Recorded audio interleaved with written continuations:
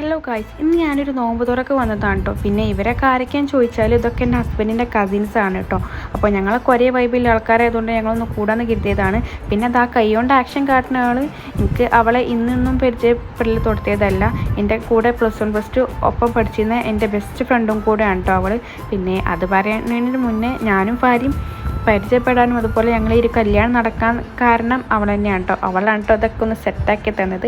പിന്നെ അതിനെക്കുറിച്ച് പറയുകയാണെന്നുണ്ടെങ്കിൽ ഈ ഒരു വീഡിയോയിൽ ഉൾപ്പെടുത്താൻ ഒക്കെപ്പാടിനും കഴിയൂല. അപ്പോൾ ഞങ്ങളെ ലവ് സ്റ്റോറി വേണമെന്നുള്ളവരാണെന്നുണ്ടെങ്കിൽ ഒന്ന് താഴ്ന്ന് കമൻറ്റ് ചെയ്താൽ മതി, ഞാൻ ആ വീഡിയോ ഇടാം കേട്ടോ. അങ്ങനെ അതായത് നമ്മൾ പെരിന്തൽമണ്ണ തക്യാശിമന്തിലാട്ടോ കേട്ടോ വന്നിട്ടുള്ളത്.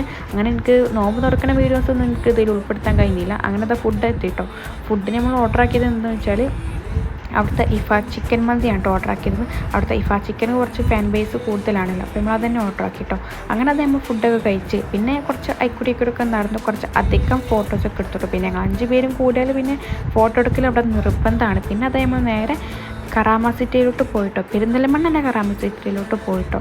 അവിടുന്ന് അത് നമ്മൾ കുറച്ചധികം സാധനമൊക്കെ വാങ്ങി പിന്നെ നല്ല ടയേർഡായിരുന്നു. പിന്നെ നേരെ വീട്ടിലേക്കാണ് തിരിച്ചു പോകുന്നു കേട്ടോ. അപ്പോൾ ഓക്കെ, ബൈ.